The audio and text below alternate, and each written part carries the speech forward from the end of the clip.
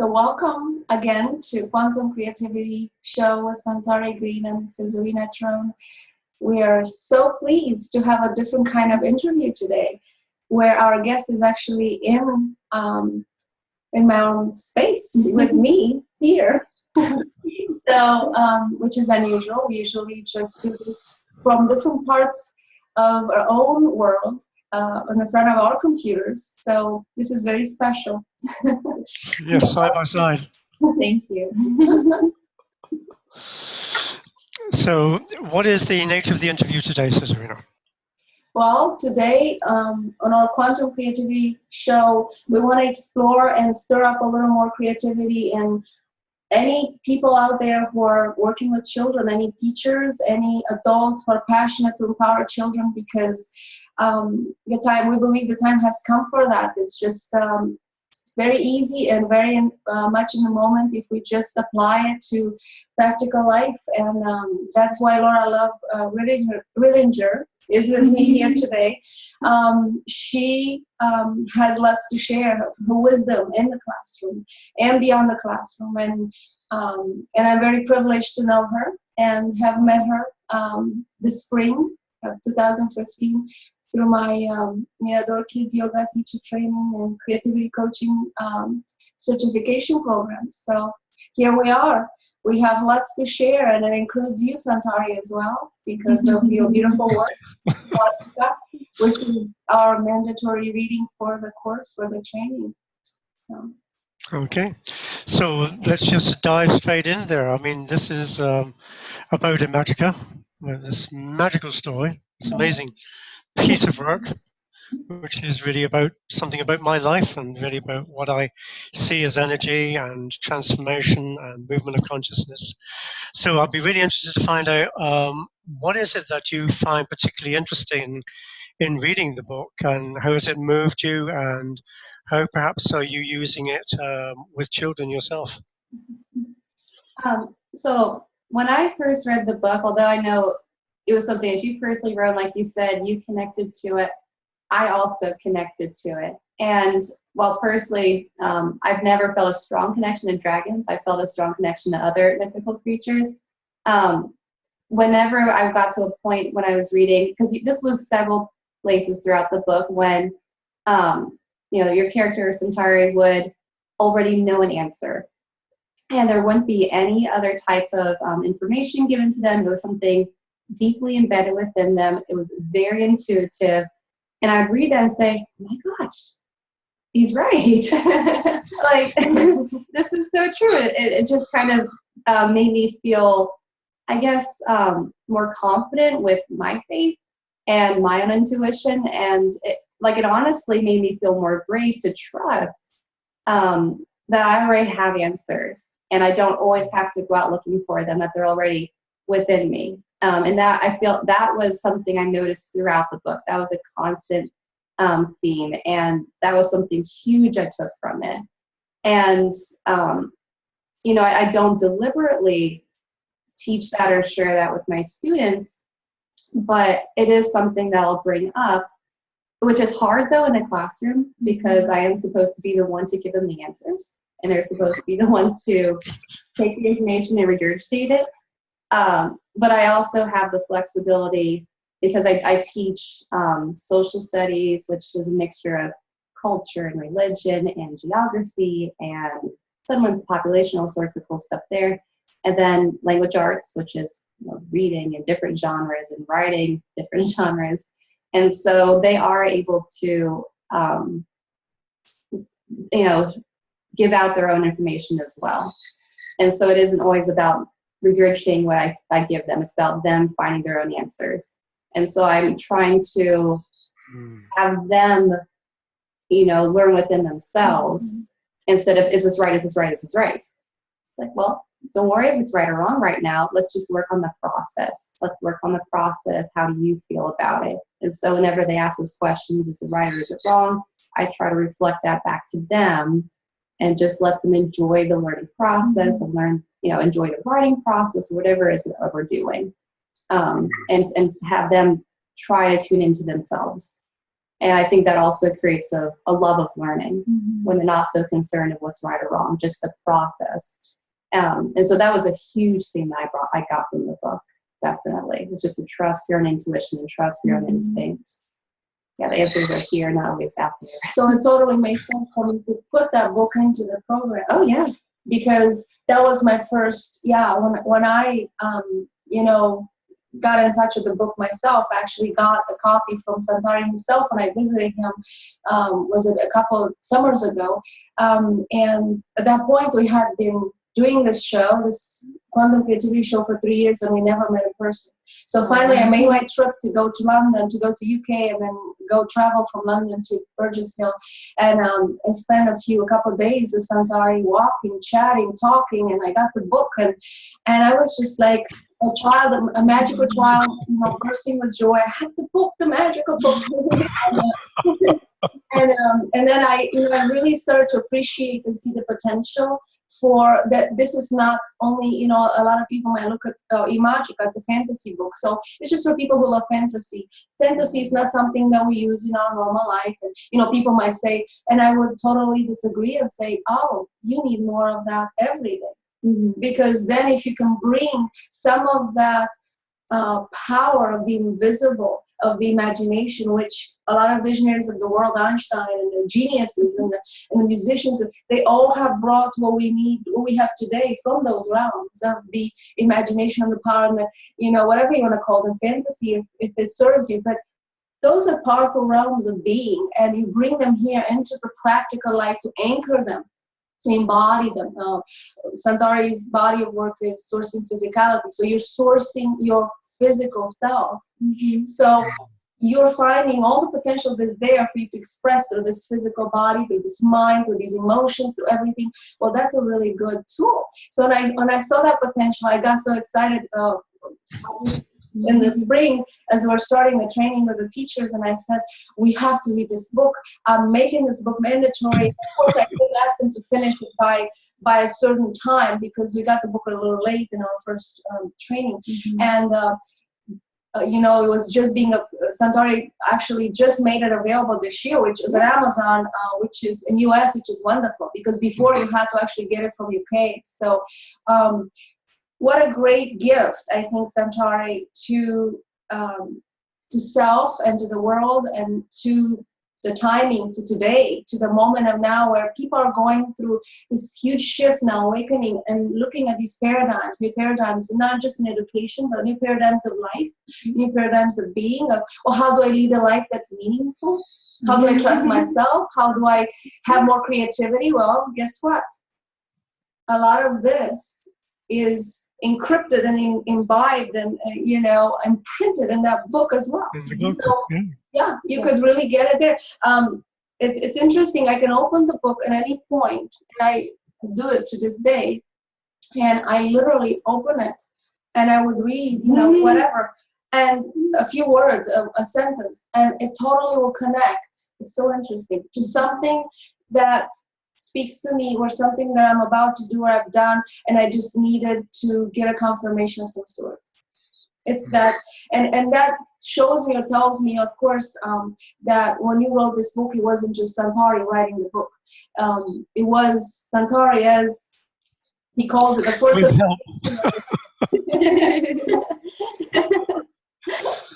I think to be able to do that type of writing, it wasn't a sequence of ideas which together form a book. It was moments of something as great is coming through. Let me put it down in words. But the energy, the feeling, is like what allows you to make it a story. So if I take some example, like about when you're walking down the corridor to the coronation chamber, and you feel the crown upon your head. Well, that had significance for me at the time of writing, because that's how it felt. It felt like there was this presence that was with me, and it was talking about how kingship was originally bestowed. It was almost like the right person was given the power and the authority literally into their hands, so that they could rule with this wisdom and with this insight. And it was almost like there was a benevolence about it. So it is those types of ideas that go into the weaving of these different stories. And I say it's like there's an army of helpers, because it doesn't feel like there's just one person sending me this information, this flow of energy. It feels like it came from different sources at different times. Just like you were in a dream, you have snippets of something, you jot them down. Maybe you've only got a few words, maybe you've got a page, but to make a book from that, you've got to almost like expand um, and ask yourself, what is it that I'm wanting to achieve here? Well, it's in the beginning, it's in the forward piece, to create a source of magic that hasn't been available before. And that, to me, is like, well, now we've got something to pin the storyline on. We're making these ventures, these explorations into different lands, different consciousnesses, to find out what is magic in our understanding of it. How can we employ this sense of power and authority and empathy and all the virtues that we consider to be important? How can we put that into writing so that people can understand these things, not just as words on a page, but actually embody the energy of the consciousness that these words are birthed from? So it's for me, it was a 2-year process of, well, what's next? But I'd almost like at the beginning, I'd wait for the energy to come, wait for the right moment, and then to write. And later it was, after a year, I said, I want to now go to the beginning of this book and start to write it as a book. And that again was a different experience. Again, because that was really my first piece of writing as an author. I didn't have anything prior to that to act as a precedent. It was just, okay, I have an intention here, and I want to see if what I want to achieve, can I write a story that is not based upon the fight between good and evil, good and bad? Can I write something which actually has that high level of energy, which imbues you with a feeling of you're an amazing being, you're an amazing creation, and you've just been birthed, and you don't know anything has gone before you, but you're having to understand things in terms of greatness and magnificence, because they're almost like the linchpin of the story itself. Can you talk about greatness? Can you live magnificence? If the only thing that's you've got going for you is this thing which seems to be alive in you, which is this fire, this unquenchable fire, and you realize that, my God, I'm more than a human being. I'm this dragon. I'm this different, new sense of creation. And I think that's something which perhaps not many people have gone into that genre to talk about it in that way before. Totally. Yeah. I think a lot of people, get overwhelmed by the drama of daily life, and they don't allow themselves to soar and be the expanded version of themselves. So therefore, what's happening now, which is exciting, I think they're starting to be stirred up to some degree that there's something more. And that would be the doorway. That would be the gateway, which is exciting to see, because we all have to somehow find our own, open gateway, open doorway to run through to that expanded self in whatever way, whatever journey of life or situation causes us to do that. It doesn't matter. That's just a catalyst. So using, if this can inspire people listening or watching, is using whatever catalyst in your life. It could be like a horrible situation of life. It could be something sad, something terrible.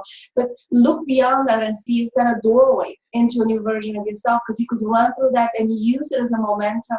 I find that often the most challenging times in our lives are actually huge birthing places, wombs of creation, and we just metaphorically, poetically, whatever you want to take it, it's go for it, embrace it, find that. Why not? Everyone, I think, is an artist. I think everyone is born as a soul artist. I don't believe just people who, of course, some have more of a refinement with it, some don't cultivate it as much, but everyone has the potential to be a soul artist, an inner artist, and create and be super, that force of creation in all of us is going to be stirred up.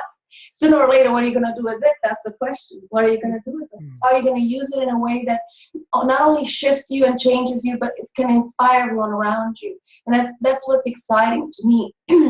Sorry, this morning my voice is a little rough. But that's what's exciting to me, Santari and Laura, that, I see both of you, here you are, you run with it. You have a spark of, something, and you run with it. Laura inspires me every day on her Facebook page. She always has something that she shares. She's fearless. She's not afraid to share, okay, I've done this new thing with the children, or I've done this. Look, world, it's working. And that's how I think we model it. It's, there's a difference between just doing selfies, as a lot of people do today. Look at me in this dress, and look at me. Actually, taking a snapshot of your world and sharing the magic. Because through visuals, I do believe through visuals, we are giving them another doorway as well. So I always look at it like, okay, everything is a tool in consciousness. A book, a picture, a story, a poem, our conversation, our show, whatever doorway you'd like to choose for yourself today, you're surrounded by them. Look around. They're chambers and doorways and gateways to enter in of transformation. So, and I think when you said, the choices that we're making and the catalyst, we're going forward, and even connecting back to the book, we don't know what the outcome's going to be, and that's okay. It's this idea of just taking a risk, and again, having faith in yourself, and trying something, going out on an adventure, taking a journey, and just enjoying that and letting go of any. I think people sometimes can get afraid of what's to come. And so just letting go of that fear, or embracing the fear, instead of just even letting go, embracing, because what you said before, sometimes when you feel most afraid or you feel most uncertain, that's kind of that's the key. And that might be an essential piece to something magical that's about to happen. I think what you find in reading the book, and some other people have commented on this, is that your identification with dragons becomes blurred. You find after a time they are the dragon. And I seem in the writing to suggest, and I put it there sometimes in an unconscious way, that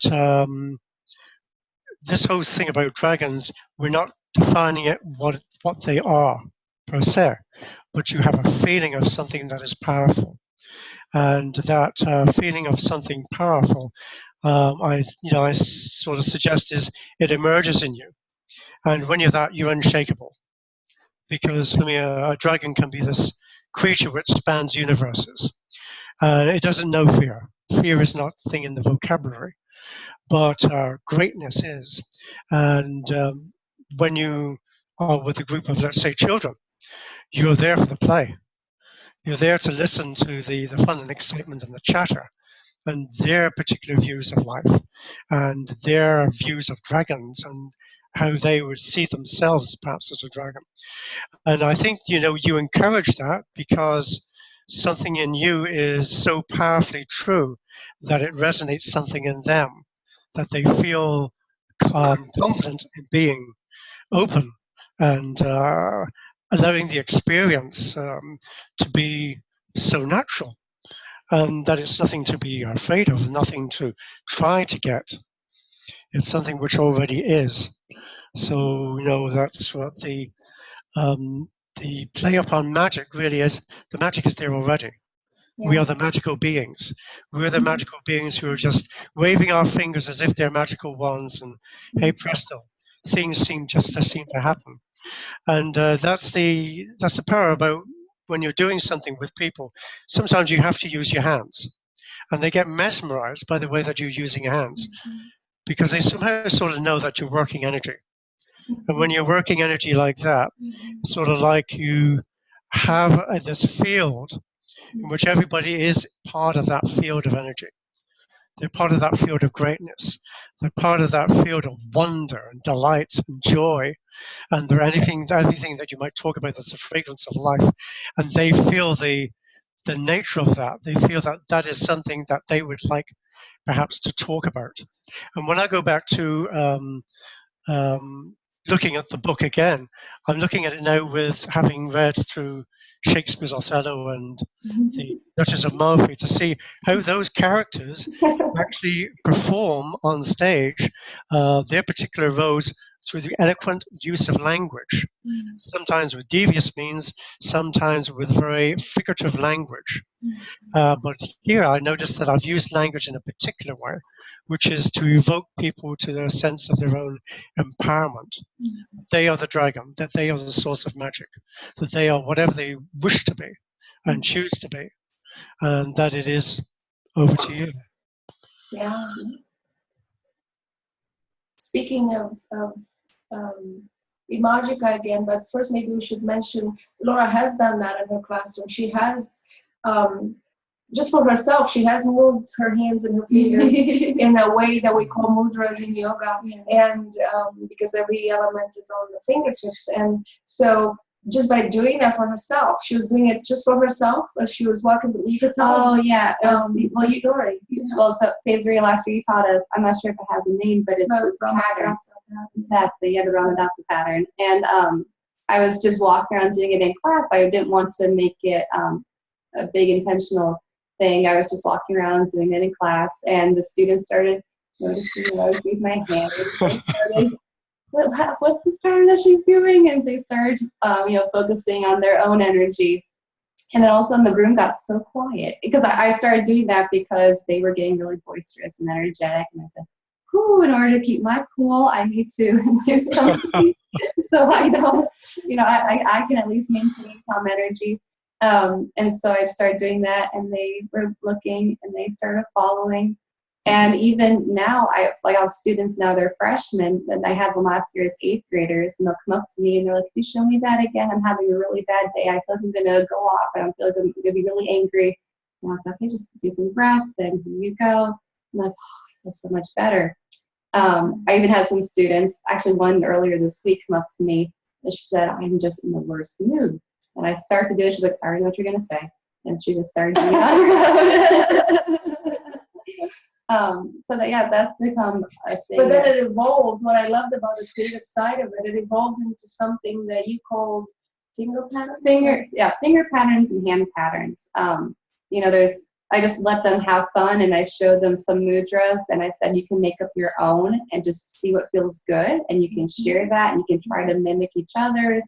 And so they were at their groups and just coming up with fun patterns with their hands and bringing both sides together and connecting them, and showing them to each other. And then each other would look at them. "Oh, how would you?" Okay, so the fingers go here, and they would just. And that was the play aspect. It was a play. It was really a play, but also a play of energy, because as we know, what they're doing, they're not just doing that. And eventually they'll discover how that shifts their mood and their state of being. And that's why I decided to do it, because we had to shift activities.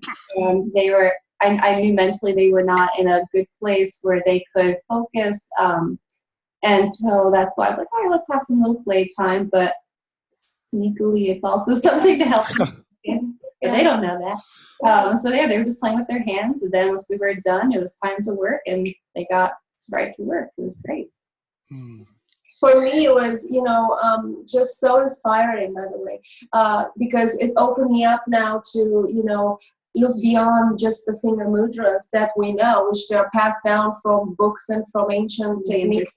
So yeah, there you go. She's tingling. Santari does a lot of the movements through the hands as well. And I thought, wow, we're really starting to explore the finer energies of who we are through speaking, through using hands, through using.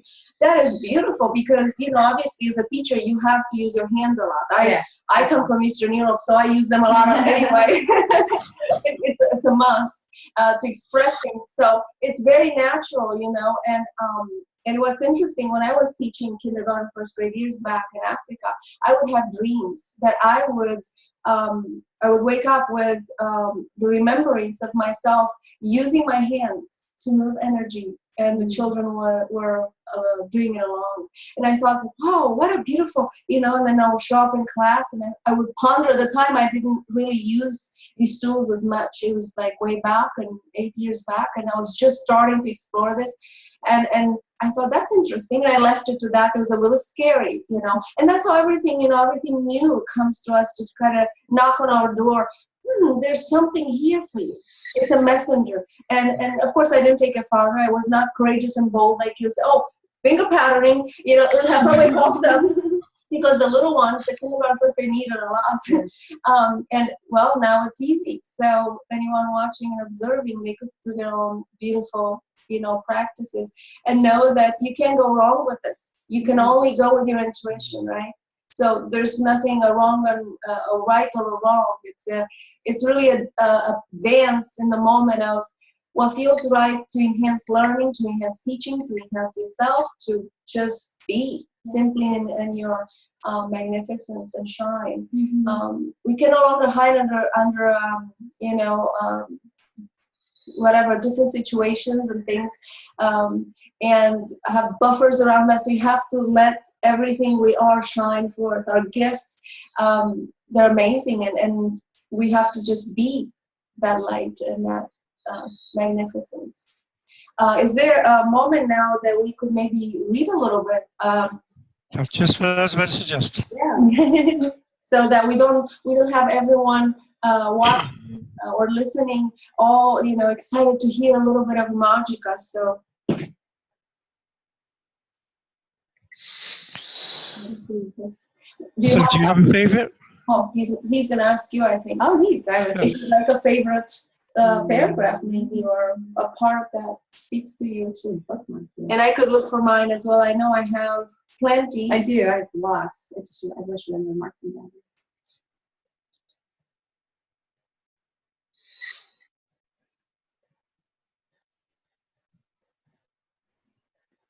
Oh, I do like this part. It's kind of near the beginning when he dives into the cave under the sea. It's on page 36. Okay. All right, I got it. How long should I read? As well, the part that really speaks to you, go for it, right, Santari? On page 36, my most obvious thought was that I was not afraid. It took me a while to realize that I was not struggling for breath. Not until my feet had touched the sandy seafloor did I wonder about my need for air. Stephanos was a little distance ahead, so I stopped for a moment to figure this out. I tried to breathe out, but my mouth wouldn't open and my nose seemed to have blocked up. It was so strange that my lungs weren't demanding air. Instead, I felt compelled to explore and take in the beauty of my surroundings bit by bit. The small fish made enchanting dances, and as I watched, a giant curtain of light cascaded down from the surface of the water. Somehow it seemed to ripple and look alive. Stranger, though, was the sense that there were other figures around me, moving around in the gloom. You're mysterious. To go get the book. Where do we get the book, Santari? I remember the inspiration for that piece of writing. It was when I was doing a dive off the Great Barrier Reef in Australia, and it was my first scuba dive experience. And the instructor, of course, gave me a little bit of what to do, and then it was just like under the water for a few meters. But it was that feeling about, oh my God, I'm breathing underwater, you know, and it isn't a problem. And then the ability to be able to look around, taking your surroundings, you know, that's like about underwater, you're sort of like thrashing around, but this was like a moment of calm where you could appreciate, you know, and the shaft of light. I saw that. Yeah, there was this shaft of light that was like a cascade. It was like an aurora borealis, the way it just seemed to move. And a giant fish came up very close to as well, a Napoleon wrasse, and it was just like, wow, you know, it's those moments which just seem to hang there for you because they make such an impression. So that was the part of the inspiration for that piece of the writing. Oh, neat. That's wonderful. I love that part. For me, it It's was just, like another mystery, inviting you in to read more. So I was going to ask you, I know you have the PDF copy and also of course, the print copies on Amazon. But the PDF, can you tell us a little more about where people might be able, after they view this interview, they might be intrigued to get their own copy? well, on my website, www.santarigreen.com, Santari, green as in the color.com, there is a subhead for writings, and there I talk a little bit about Imagica and give the links for the PDF and where you might go to get the book on Amazon. Okay. And I think the possibility is there for doing an audio book as well. Mm-hmm. Mm-hmm. But we believe there's a project for next year. Yes. There is a piece of writing which I haven't finished, but it is a lead-on from Imagica, which is talking about the journeys of two of the children who are mentioned at the end of the book. Now, these children have got their own sense of adventure and their own complete personalities. And what they're seeking to do is, of course, finding out about well, they meet Merlin, and they want to know what Merlin's projects are. And he's talking about getting a new sense of intelligence, a new sense of physical embodiment. You could be the designers of that. So it's like, again, an invitation to not take things as they are, but to explore your physicality, to explore your thoughts, which bind you to physicality, and which lead you to know things beyond what you have been taught in school or in any other education facility, or what you've read about or you've seen on the internet, etc. The wisdom which is really you, in a sense, but which doesn't have limits. So when you start to employ that sense of wonder to want to know, where do I come from, or rather, what is it that I'm seeking to understand in this moment, then you're bringing something into play which really is perhaps a focus for your life, which will change the character of your life. But until you ask those questions, until you go on that type of exploration, then you're following a particular trajectory, I would say, that doesn't lead you to this other realm of possible adventures, this other realm of possibilities where your life can take on unimaginable consequences, good consequences. And the mystery becomes, a beautiful journey. It's not a scary one anymore. That's what I found through my own path, that I was very scared in the beginning, years back, when the mystery came into play and invited me in, and I had to work with myself and let go of my illusions of being afraid. And then once you enter through that door, you want more of the mystery. Now I get tickled. I'm like, what's next? Oh, it's mysterious. Oh, let it be more mysterious, because I don't have to predict it. I don't have to, and whatever shows up, it's all perfect and beautiful. So that's the beauty of accepting, and surrendering to the mystery, and not being, oh my gosh, it has to be a certain way, and if it's not this way, the whole perfectionism thing has to kind of melt a little bit and dissolve and tone down, because that can really affect us and hurt us in our evolution here. If we're evolutionary people, we have to look beyond all these boxes that human mind has put into place for the rest of everyone, and kind of, we've been breaking them and, bursting out of them, and now we look and there are no boxes. In the end, there's no box. And we sort of thought, again, it was that illusion, like the fear, there's a box here, well, there's no box. So all along we sat there like a bird in a cage with an open a door of the cage, and she just sat there because out of familiarity or comfort, she was afraid to get out through that door, but the door was always open. And I think that's, these doorways, these doors, whether it's a piece of writing, again, or it's a magic or whatever, just go for it. You might find something of yourself, pieces of yourself that you never thought they existed. And you know, I'm finding pieces of myself through my work. I'm sure Laura is, through her work, bringing this new creativity in different ways. We're finding pieces of ourselves, and we're getting excited and keep emerging and keep rebirthing and keep being phoenixes and, you know, dragons and whatever else mythical creatures are going to be, right? Mermaids, fairies, unicorns, and everything. Never too Well, late. isn't it great to have the conversations? These conversations. Yeah. Without having to wonder, do dragons exist? Wrong question to ask. Ask a child, they'll tell you, right? So, yeah. Yeah. So I think that's probably it for this conversation. Yes, we're so excited to have Laura here, and perhaps we'll have her again. Yeah. She has so many things to share. This was just a tidbit, but it's, you know, there's so much to what Laura does that really touches my heart, and I'm just so honored and blessed that she's here with me today, and not just coming through the screen over there, but she's actually physically here. And yeah, and I'm just so thrilled that she's part of my world, and all because of the love and the passion we have for children and education. And I like your mantra, there is no box. I can walk around, there's no box, there's no box, there's no box.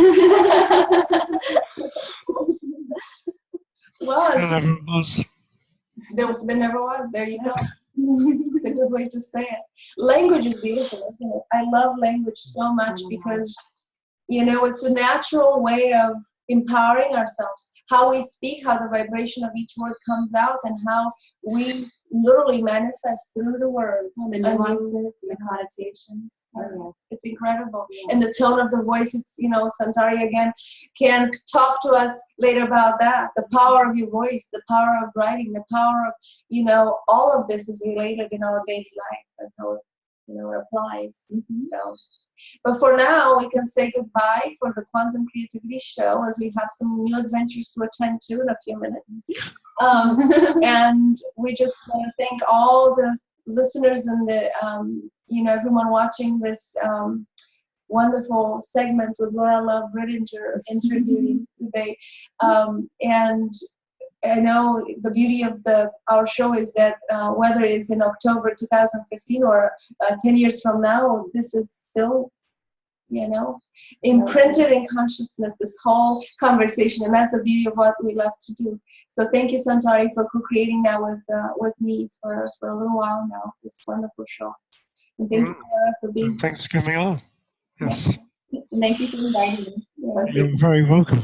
Until the next time then. Until the next time. Bye. Bye for now.